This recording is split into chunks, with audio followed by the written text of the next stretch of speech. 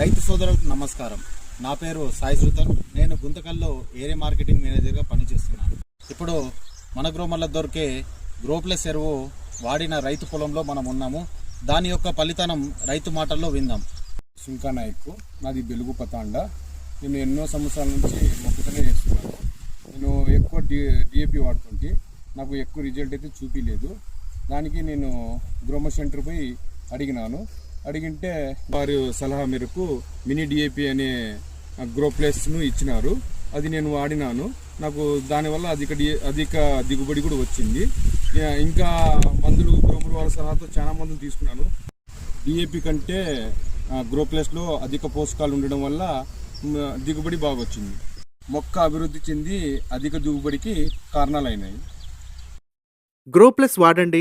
5 రకాల పోషకాల శక్తితో మీ పంట మరియు నేల ఆరోగ్యాన్ని మెరుగుపరుచుకొని మేలైన దిగుబడులు సాధించుకోండి.